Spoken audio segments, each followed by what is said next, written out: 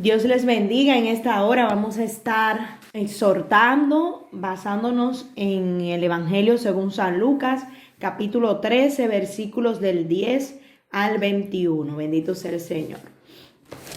Vamos a ver una historia, bendito sea el Señor, hermosa, una historia de liberación, una historia que nos habla de fe, una historia que nos habla de religiosidad que golpea eso en el nombre de Jesús y donde impera el amor y la misericordia por los demás. Bendito sea el Señor. Vamos a estar viendo la diferencia entre aquellos dos paralíticos que hemos visto en las clases pasadas y esta mujer que estaba encorvada.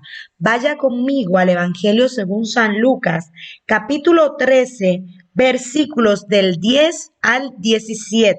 Dice así en el nombre de Jesús. Tiene como título Jesús sana a una mujer en el día de reposo. Enseñaba Jesús en una sinagoga en el día de reposo, y había allí una mujer que desde hacía 18 años tenía espíritu de enfermedad. Subraye eso. Cuando Jesús la vio, la llamó y le dijo: Mujer, eres libre de tu enfermedad. Y puso las manos sobre ella, y ella se enderezó luego y glorificaba a Dios. Pero el principal de la sinagoga, enojado de que Jesús hubiese sanado en el día de reposo, dijo a la gente: 6 días hay en que se debe trabajar. En esto, pues, venid y sed sanados, y no en día de reposo. Hipócrita, cada uno de vosotros no desata en el día de reposo su buey o su asno del pesebre y lo lleva a beber. Y a esta hija de Abraham que Satanás había atado 18 años, no se le debe desatar de esta ligadura, subraya ahí, en el día de reposo. Al decir él estas cosas, se avergonzaban todos sus adversarios, pero todo el pueblo se regocijaba por todas las cosas gloriosas hechas por él. Gloria al Señor.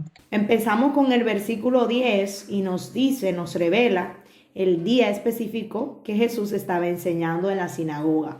Esto no era nada extraño, porque justamente el día del sábado, el Shabbat, eso es lo que se hace, enseñar en la sinagoga e ir a la sinagoga a escuchar la palabra. Se lee la porción que se llama Parashat, que es la porción de la semana, es una porción de la Torá, una porción de la ley de la semana. Entonces, en esa información simplemente nos está diciendo que él estaba haciendo lo que hacía siempre. Ahí no hay, vamos a decir, ningún encontronazo, vamos a decir, con los que son los fariseos.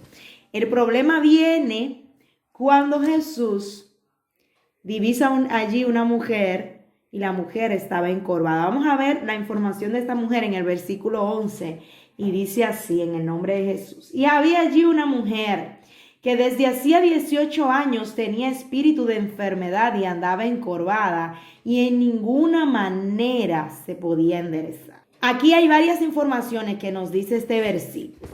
La primera información que nos está diciendo es el tiempo que tenía esta mujer con este flagelo. Es lo primero que nos dice. Y lo segundo que nos dice es que no era causado por una causa natural, es decir, hay algo que se llama escoliosis, que da por la mala postura, que los niños a veces hasta nacen ya así. Eso no es un espíritu de enfermedad, eso es ya una dolencia que hay en esa columna.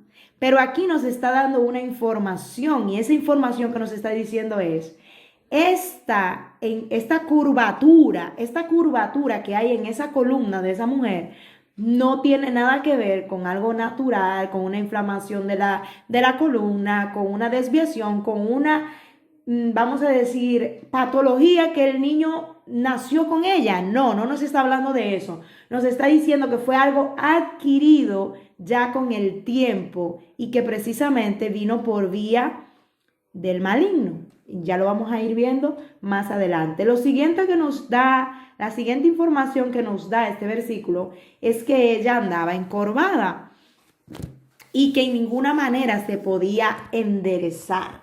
Cuando nos dice que en ninguna manera se podía enderezar, quiere decir que ella había intentado enderezarse o que ella intentaba enderezarse, pero tenía algo que se lo impedía, bendito sea el Señor. Ella por más que quería levantarse hacia arriba, ponerse derecha, ponerse bien, no podía hacerlo porque estaba encorvada. Esa información que nos da ahí es bastante importante, bendito sea el Señor. Y en lo natural nos vamos dando cuenta y vamos a imaginarnos esta mujer encorvada, una mujer totalmente doblada, que tenía la vista totalmente en el suelo. Eso es lo que hace una curvatura en la columna que te impide ver hacia arriba, hacia lo que es lo espiritual, hacia lo que es fuera de lo terrenal. Y vamos a ver eso desde lo físico, lo vamos a ver ahora espiritualmente hablando, qué es lo que nos está diciendo esto. Antes de pasar al otro versículo, vamos a ahondar un poquito más en eso, pero quiero hacer ahora una reseña en lo que es el 18, porque a veces vemos un número en la Biblia. Yo siempre les digo eso, cuando ustedes vean un número en la Biblia, nunca es casualidad. Normalmente si el número no es relevante, dice unos pocos o una multitud o tal, pero cuando le diga un número específico, le está revelando algo detrás de, que es también información, detrás de la historia, les está revelando otra información. Entonces, el número 18 tiene una particularidad en la Biblia, y es que nada es casualidad. Nada es casualidad. En la Biblia nada es casualidad. Bendito sea el Señor. Nos damos cuenta que el número 18 contiene 3 veces el 6. Porque 3 por 6 son 18. Vemos también que el número 18 también es un número que refleja lo que es la madurez. Cuando ya un niño cumple 18 años, ya se dice, este es dueño ya ante la sociedad de sus actos. Entonces ese momento, cuando ella cumplió los 18 años de estar atada, entonces fue como, ahora es el momento de tu ser libre. Era su momento de ella. Vemos también, si van conmigo al Salmo 18, justamente, a mí me llamó la atención muchísimo esto, cuando yo leía esta historia, no ahora, en tiempo atrás, y me doy cuenta que este número precisamente nos refleja también ligaduras, prisión, angustia. Vamos a ver el Salmo 18, versículo 4 y versículo del 4 al 6. Vamos a leer. Salmos 18, versículo 4 al 6. Dice así: me rodearon ligaduras de muerte y torrentes de perversidad me atemorizaron. Ligaduras del Seol me rodearon y me tendieron lazos de muerte. En mi angustia invoqué a Jehová y clamé a mi Dios, y oyó mi voz desde su templo, y mi clamor llegó delante de él a sus oídos. Entonces nos damos cuenta que ahí hay 2 tipos de ligadura. La número 1, ligadura de muerte. Y la número 2, ligaduras del Seol, que vienen siendo prácticamente lo mismo. Es decir, es una ligadura que te va a llevar a la muerte a la larga. Pero dice el salmista en esta ocasión que fue librado, que invocó al Señor y fue ligado de esas ligaduras. Y está justamente en el Salmo 18. Acuérdese que los números de la Biblia se pusieron posteriormente, después que se hicieron lo que fueron los rollos y todo esto, para hacer más fácil la lectura. Pero ningún capítulo fue puesto por casualidad, tampoco fue puesto todo el tiempo, todo lo que tiene que ver con la Biblia fue puesto por inspiración del Espíritu Santo. ¿Dónde ponerlo? ¿Cómo ponerlo? ¿Y en qué momento ponerlo? Bendito sea el Señor. Si luego no lo vamos a buscar, pero si luego ustedes miran en Levítico 18, también en Levítico 18 nos habla de ciertas ataduras, y ya de ataduras carnales como la abominación de acostarse uno con otro, etcétera, etcétera. Ese tipo de abominación, ligaduras que tienen que ver con la impureza sexual. Bendito sea el Señor. Entonces nos damos cuenta, esto es lo natural, que esta mujer estaba encorvada. Pero en lo espiritual, a mí me llama la atención que esta mujer estaba en la sinagoga. Quiere decir que ella era una creyente, y no cualquier creyente, era una creyente practicante, una creyente que estaba dentro de lo que era el templo, estaba buscando de Dios. Pero había una atadura en ella, que a veces creemos que porque una gente vaya a la iglesia es libre de las ataduras del maligno. A veces cometemos ese error y vemos una gente que siempre va batallando con una misma cosa y decimos, pero ¿cómo? Si esa persona fue bautizada, si esa persona, porque a veces somos como muy superficiales, como que no profundizamos en las cosas, y realmente, hermano, hay muchísima gente, y lo vamos a ver ahora, que está en la iglesia y que está atada con algunas luchas, con debilidades, con batallas que usted nunca la va a saber, porque a ella se le veía cuál era la atadura que tenía y cuál era el espíritu que la tenía encorvada. Pero hay otros espíritus que no muestran cuál es la atadura que le tienen a la persona. Entonces, cuando esa persona no lo muestra, ahí es que viene después, que usted se enteró que el hermanito tal, que el diácono tal, está con fulano, está con perencejo, o se llevó una niña, o se llevó un niño, qué sé yo, que esa persona estaba atada dentro del templo. Y nadie lo pudo ver, nadie lo supo ver. Porque para poder ver un espíritu de enfermedad se necesita algo que se llama el don de discernimiento de espíritus, que eso no lo tiene todo el mundo. Eso no tiene que ver con que la gente sea pastor, ni que no. Eso porque una gente sea pastor no tiene ese discernimiento. Puede ser cualquier hermanito que tenga ese discernimiento y lo vea clarísimo el espíritu inmundo que tiene esa gente atrás, o que lo tiene atado, vamos a decir. Entonces, la palabra misma nos exhorta y nos dice que pidamos ese don de discernimiento de espíritu, porque cuando llegamos a tener ese don, entonces podemos discernir mejor lo que es el bien y el mal, y el vaso que está aportando la palabra, podemos discernir si realmente es apto o no lo es. Bendito sea el Señor. La otra cosa que nos habla eso, y nos vamos a dar cuenta hasta con las parábolas que él dijo después, de qué era lo que estaba afectado espiritualmente en ella. En otra ocasión, cuando estábamos hablando de la parálisis, ¿se acuerdan del paralítico? Tenían afectado la misma zona, la columna. La diferencia era que la lesión en aquellos era grave, era una lesión que les impedía moverse. En cambio, esta tenía una lesión menos grave, más ligera, vamos a decir, podía desplazarse, pero también estaba atada. ¿Y qué era lo que hacía esta curvatura?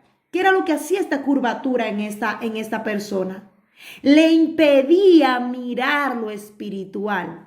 La columna en el cuerpo, en mi casa, es lo que sostiene toda la estructura. Lo que sostiene toda la estructura de mi casa, espiritualmente hablando, es mi fe en lo que yo creo, en quien yo creo. Bendito sea el Señor.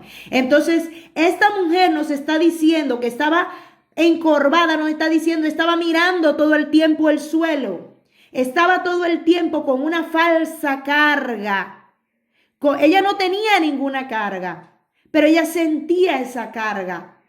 Y automáticamente lo que hizo fue abrirle la puerta por esa falta de fe, abrirle la puerta a ese espíritu de enfermedad que la puso a mirar lo terrenal, a mirar lo que ella miraba cuando era libre. porque el enemigo es cruel y además es burlón.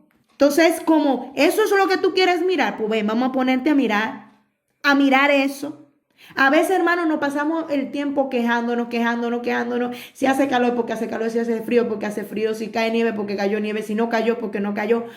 Siempre nos pasa eso. De hecho, a veces nos reímos y con esa historia de ese hombre que fue a Estados Unidos y cuando llegó allá decía, yo quería conocer la nieve y después estaba harto de eso. Y es verdad, nos pasa eso, que por todo estamos quejándonos. Entonces eso abre puerta.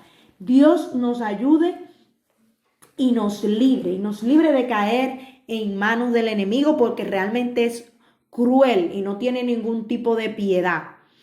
Vemos que esta mujer, esta curvatura también le impedía mirar al invisible. Esta mujer era creyente, bendito sea el Señor. Su sanidad ocurrió en el templo. Santo es el Señor. Su sanidad no ocurrió a la puerta, ni delante, ni detrás, ni alrededor. No, ella estaba dentro de la sinagoga. Era una fiel creyente, entre comillas, el típico creyente que va por rutina, pero sin creer. Esa casa está derribada. Ahí no hay quien sostenga eso. Acuérdese que la roca de nuestra casa, la roca de nuestra fortaleza es Jesús.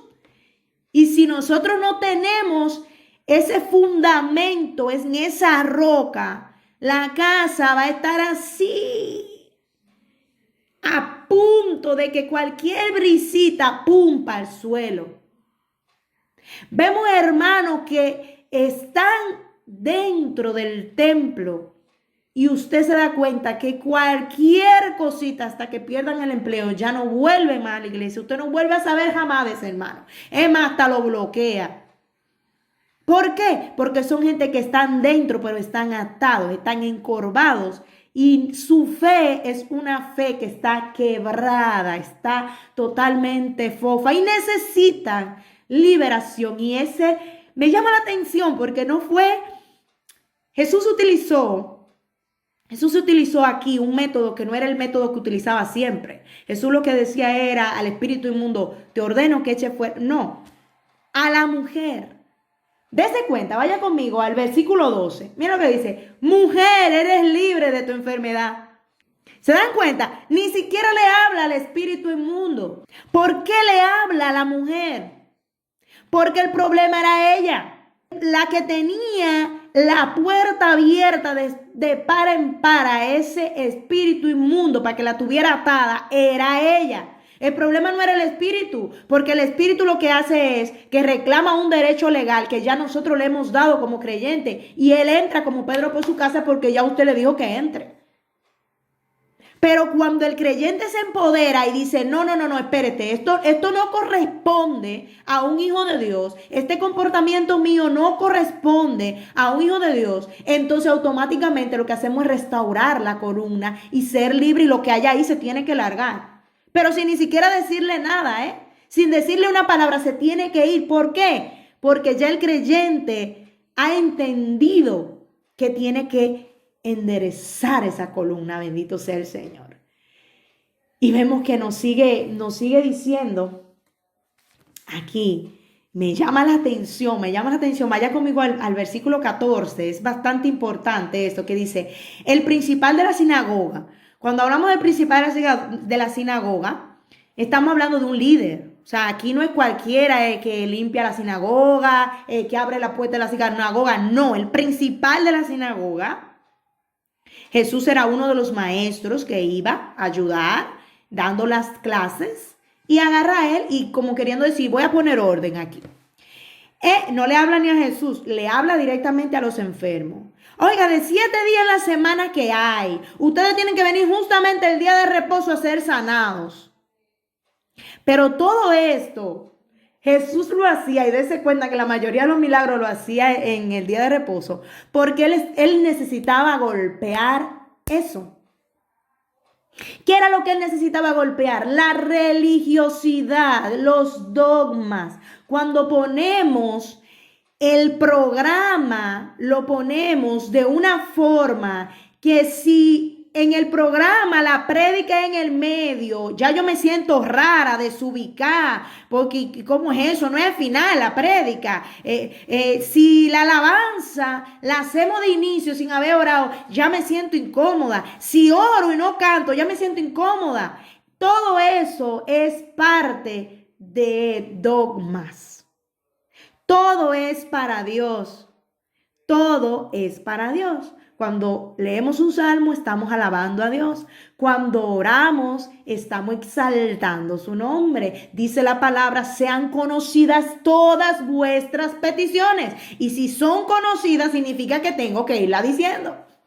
No porque Él no la haya escuchado, sino porque Él quiere escucharme a mí, pedírselo, como su hija que soy. ¿Para qué? Para que en mí sea trabajada la humildad y en ningún momento me sienta independiente de Él, sino totalmente dependiente de Él, de mi Padre. ¿Qué hace un hijo cuando está bajo la tutela de un padre? Le pide permiso para todo. Mamá, voy a coger la llave, vengo aquí, vengo 10 minutos, mira, este es el número.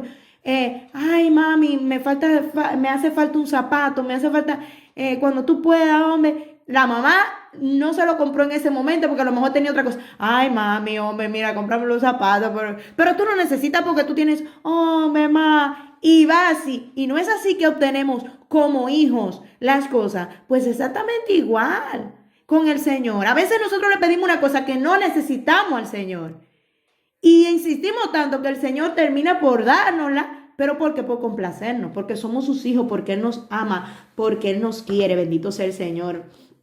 Entonces, en ese versículo 17, el Señor golpea la hipocresía, le dice, en el versículo 15, perdón, dice, hipócritas, cada uno de vosotros no desata en el día de reposo su buey o su asno del pesebre y lo lleva a beber. O sea, cosas que ellos hacían rutinariamente, ellos estaban realmente quebrantando lo mismo que ellos decían con la boca que no se hiciera. Ellos lo que querían era realmente tener al pueblo encasillado, el pueblo, como dice la palabra, el mismo Jesús hablando, ustedes se ponen a la puerta del reino y ni entran ustedes ni dejan que otros entran. ¿Cómo? ¿Por qué? Por toda su religiosidad. Ustedes necesitan entender que a Dios le place que ustedes guarden el sábado, porque eso era un mandamiento.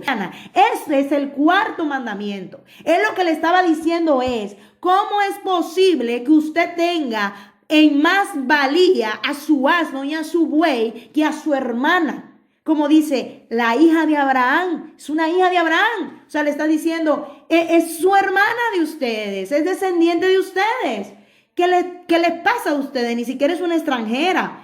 Nada, ¿qué les pasa? Pero les molestaba.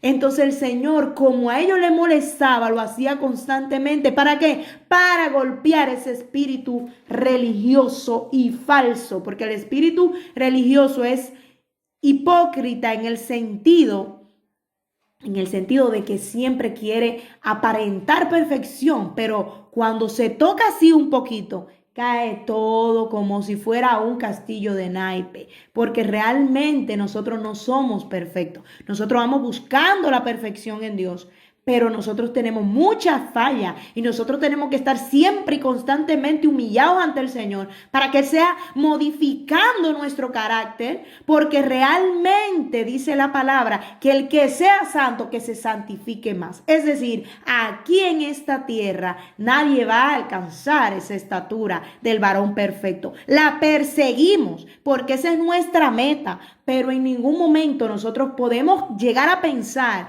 que porque nosotros guardemos un sábado, hagamos tal cosa o que tal mandamiento, creer que porque hacemos eso ya tenemos el cielo ganado.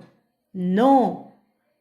Ciertamente guardar todos los mandamientos de Dios es bendición, Pero en el mismo momento que nosotros creemos que por obra nosotros nos vamos a salvar, estamos haciendo inválido el sacrificio de Cristo, que nos dijo que somos salvos por gracia. ¿Por qué por gracia? Porque Él tiene misericordia de quien quiera tener misericordia. Y de nosotros ha tenido misericordia. Gracias al Señor por eso. Bendito sea el Señor. Dios nos libre de ser religioso, de encorsetarnos en dogmas y en cosas de hombre, al punto de que no podamos ni siquiera escuchar nada diferente, porque si escuchamos que el hermano a lo mejor empezó una cosa diferente o hizo un coro al principio, el otro al final, ya nos volvemos locos por eso, o si el pastor quiso hacer desde el principio hasta el final prédica, gloria a Dios.